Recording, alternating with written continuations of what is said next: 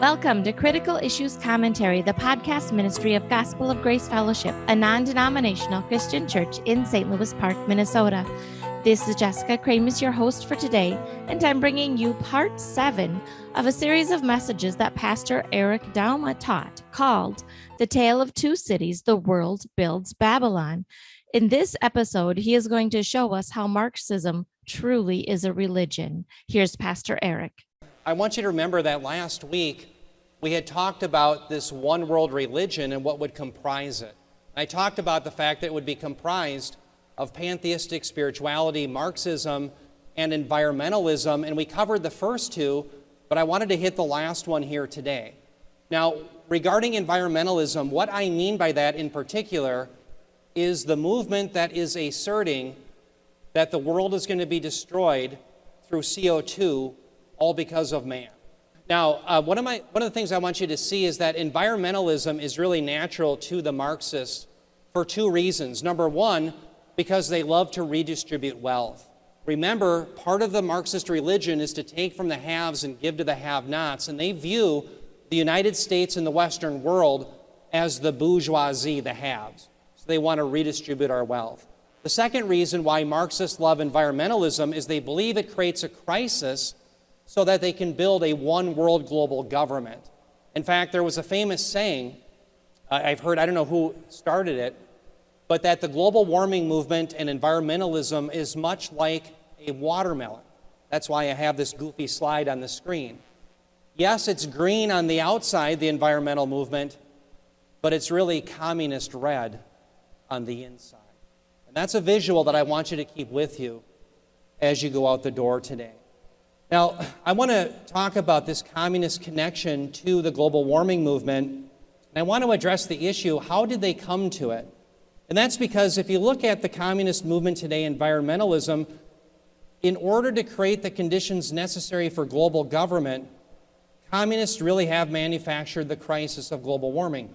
But how did they get into it? That was a question that I had to answer.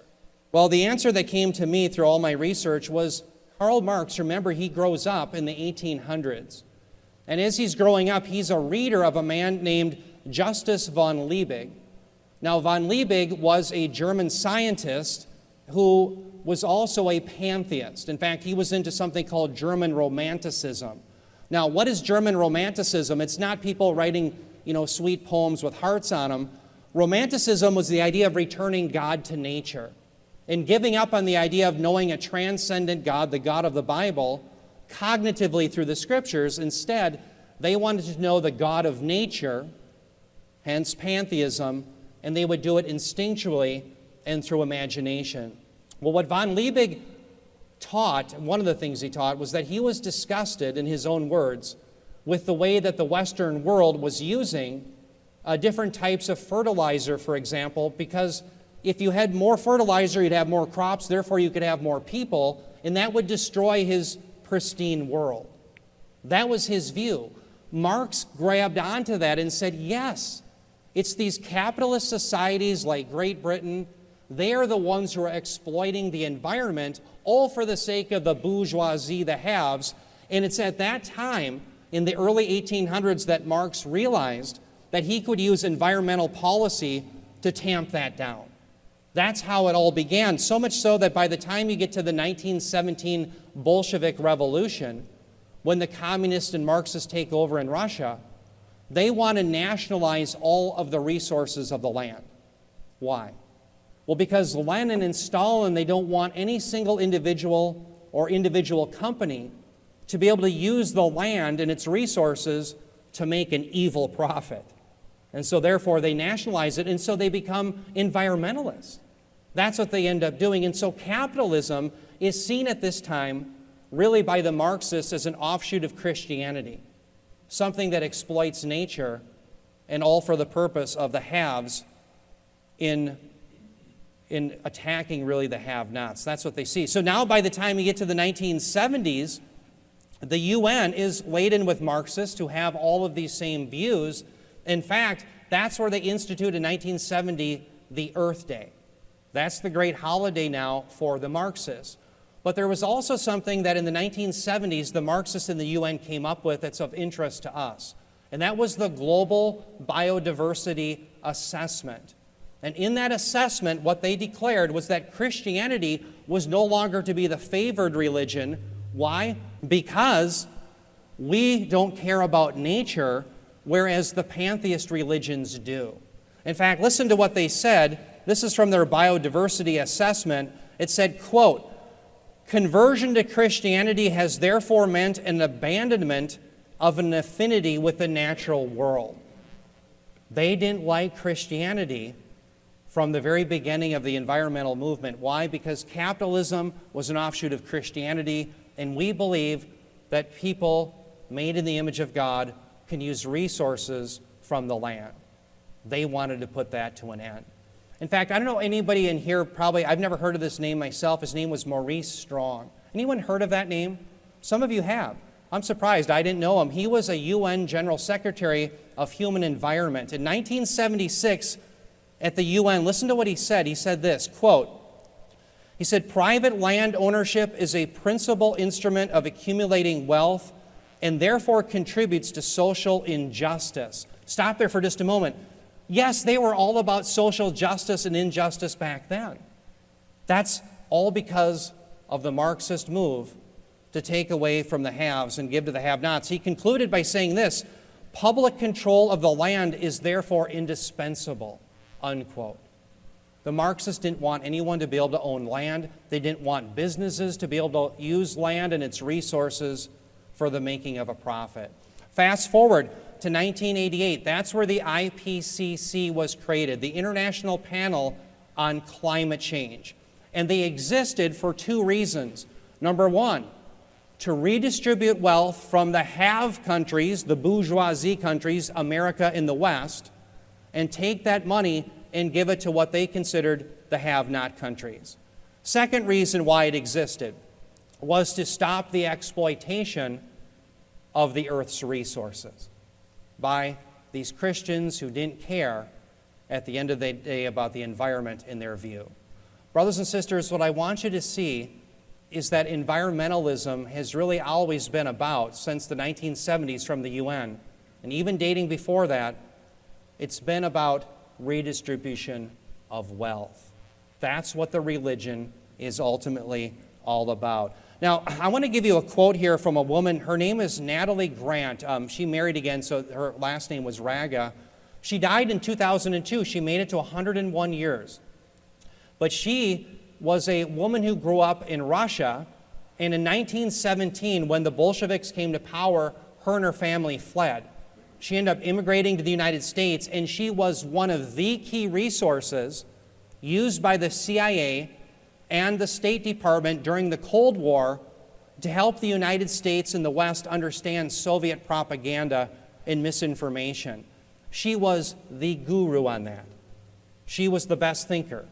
Listen to what she said about the environmental movement. The woman who the CIA and the State Department listened to more than any other about what the Soviets were up to. She said this. She said, "Protection of the environment has become the principal tool for attack against the West and all it stands for. Protection of the environment may be used as a pretext to adopt a series of measures designed to undermine the industrial base of developed nations." Brothers and sisters, the woman who knew Soviet propaganda more than any other said, what was the global warming movement about? Redistribution of wealth. Now, let's say you're out there and you're listening to this and you don't buy into my conservative views and you don't think Natalie Grant Raga had anything to offer. Well, maybe you'll believe the UN in their own words. Listen to what Dr. Ottmar Edenhofer, he was the co-chair of the IPCC. Now again, those are the people who are in charge of the climate change and global warming initiatives to protect the environment at the UN. Listen to what he said in 2010. He said, quote, "We redistribute de facto the world's wealth by climate policy. One has to free oneself from the illusion that international climate policy is environmental policy. This has almost nothing to do with environmental policy anymore." Dear ones, this is not some conservative talk show host on the radio. This is the man who's in charge telling us in our own words right from the UN that what environmental policy is about is redistribution of wealth. That's what the religion is about. And yes, they are going to redistribute wealth. Anybody notice the gas prices going up? Isn't that interesting? I almost took a picture about 2 months ago when it was $1.87.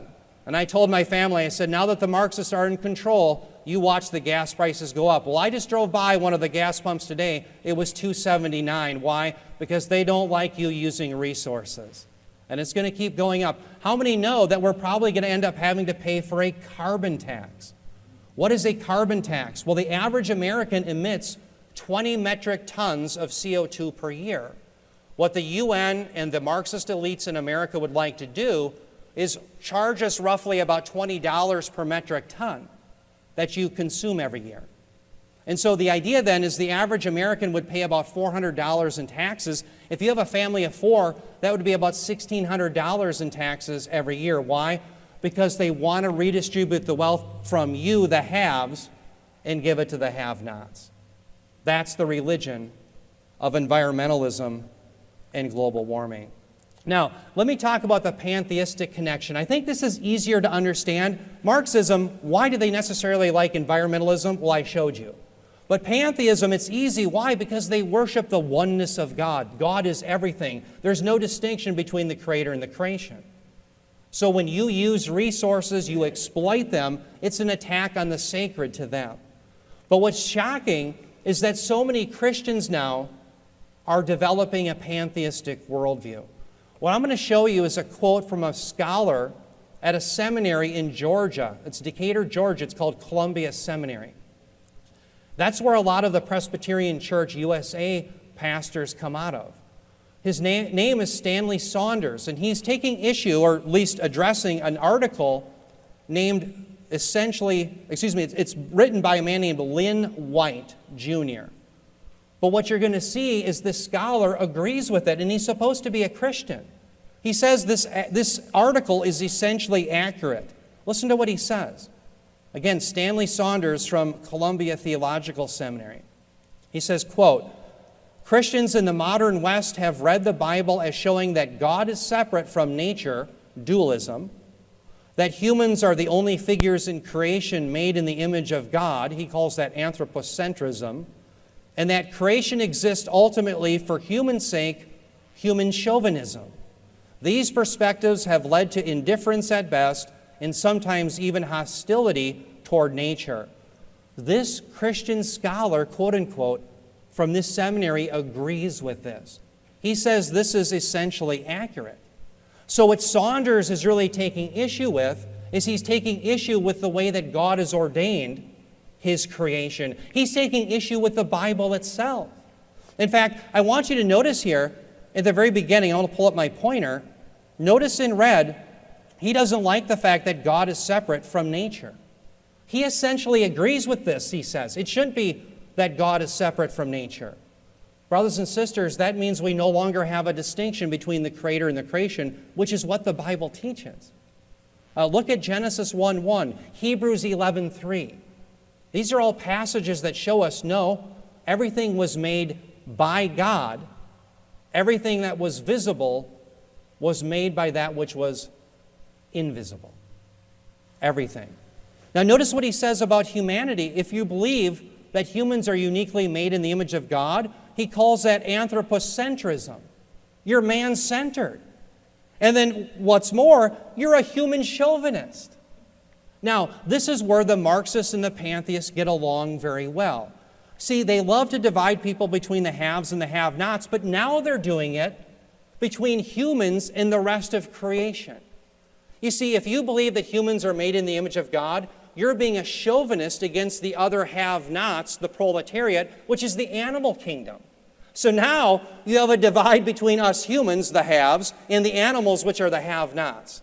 That's how distorted this has all become. And don't miss this. What this supposedly Christian seminary professor is saying is that it's really wrong for human beings made in the image of God to use natural resources.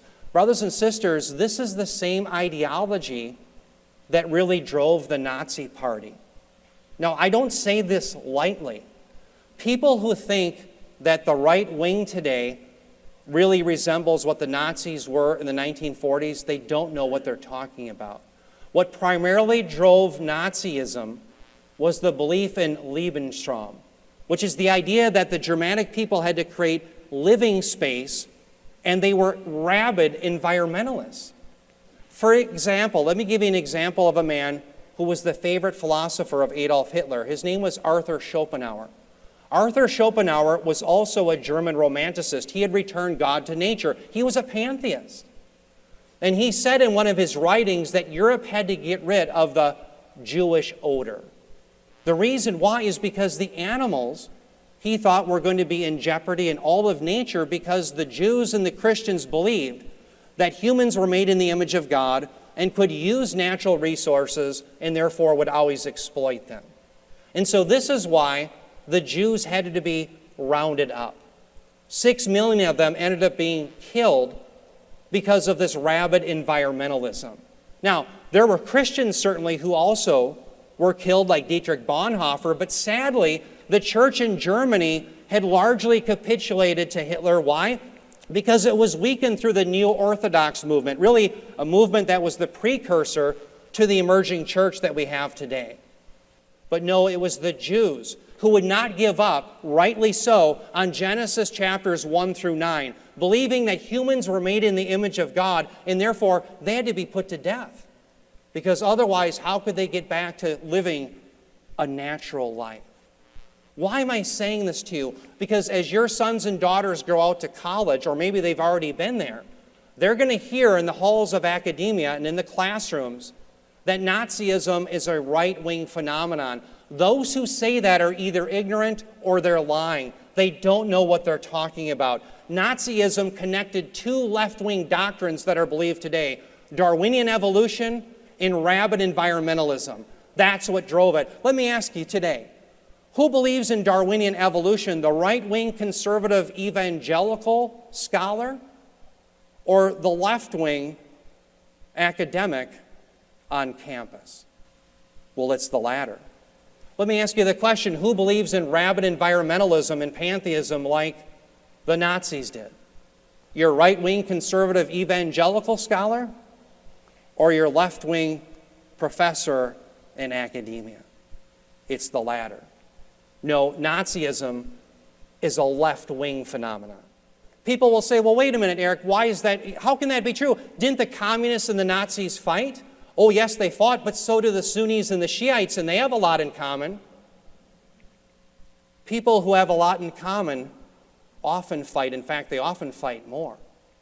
No, the Nazis were a left-wing phenomenon, and we need to know that today. It's a lie to say that people today on the right think like Nazis, all the while the left have the same doctrines. Let's get to a biblical worldview. God gives us this in the chapters of Genesis. Genesis 1, 27 through 28. Notice it says here, God created man in his own image. In the image of God he created him. Male and female he created them.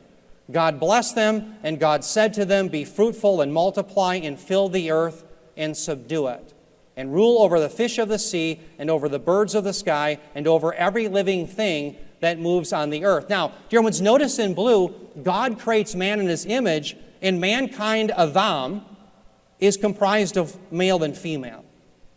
So men and women comprise mankind, and we are uniquely those who bear the image of God, and this is true from the moment of conception. At the moment of conception, men and women are image bearers of God. We don't have to earn it. We don't live up to it. We are those who have it intrinsically because of who we are. And so this is why in Scripture, what you'll find is that human beings are protected, but animals can be killed for food. We see this in Genesis chapter 9, verse 3. Genesis 9:3, God gives every animal. How many animals? Every one for human beings for food. But just 3 verses later, God says in Genesis 9:6, if a man sheds a man's blood, so by man shall his blood be shed. That's the institution of human government. Human government is designed to protect humans. When the left takes over and the environmentalists take over, They believe that government is designed to protect the environment from humans. What's the role of government? To protect humans. What does the left say? No, the role of government is to protect the environment from humans. It's a huge difference. And people wonder why there's such strife in our world today. That's why. We can't get along with this. We can never go along with that. Why? Because God has spoken once and for all. Now, look at what God says about human beings. What are we to do? We're to be fruitful and to multiply. That means, yes, we are to procreate, and yes, we are to fill the earth. And it's not a sin to have children. Jessica Kramitz was kind enough to send me a couple of articles from Environmentalists this week, which were shocking. Listen to these headlines of these articles that are being put out in our society today. One of them was entitled this, quote, "Having children is one of the most destructive things you can do to the environment, say researchers." Notice, not much of a biblical worldview. They don't care what God has said. Second one that she sent me, unbelievable. Listen to this headline, quote, "Babies are cute, but they're really not eco-friendly." You probably didn't know that. Brothers and sisters, you and I have to stand against these things. This is an attack on God, and it's an attack on humanity. Humanity itself made in the image of God. Now, one thing I want to point out as well is God gives a command here that we are not only to be fruitful and multiply, but notice we are to subdue the creation. We're to subdue the earth. The term subdue there is an imperative verb of kavash. Kavash. And what does kavash mean? It means just that. It means to subjugate. In fact, in 1 Chronicles 22:18, it's used of subjugating the inhabitants of the promised land. In Jeremiah 34:11, it's used of subjugating servants. Now, let's use the analogy of the earth and all of its resources being our servant. That means we can use them, but we don't want to destroy them. If you destroy your servant, you don't have a servant. I like to think of it as a horse. A rancher gets a horse, he has to subdue it to break it so it's usable, but he doesn't want to harm it. That has always been the biblical worldview, always. Use the creation as your servant, but don't destroy it. What the environmentalists and the left are saying today is you can't even use it. That's what they're claiming, dear brothers and sisters. The Marxists and the pantheists in their worldview are saying that you are evil if you emit CO2 and if you use the natural resources of the country, in the country that God has given you. Can you think, I've never thought that I would see a day where you would have citizens in a nation say that you can't use the resources within the nation that God has given. It makes us the laughingstock of history. And in so doing, as the left does that, they are becoming the lawgivers rather than God. You are a sinner if you emit CO2, and even if you are just living your life, breathing, or heating your home, you can't help but emit CO2. And by the way, as they give that new law, there's no atonement for it. The only way to ease your conscience by emitting CO2, and through emitting CO2, the only way you can ease your conscience with the left is by buying carbon offsets and voting perpetually for Marxist candidates who will bring in environmentalism. That's the only way. There's never going to be atonement other than those things. That's the way of this new religion that's bringing us to Babylon. We are out of time for this edition of Critical Issues Commentary Radio. You can access this episode and many others, as well as years worth of articles, at the website cicministry.org. While you're there, click on Contact and leave us a message. We would love to hear from you. We want to encourage you all to stand firm in one spirit with one mind and strive together for the faith of the gospel. For Critical Issues Commentary, this has been Jessica Kramis, and you've been hearing Pastor Eric Douma. We'll see you next week.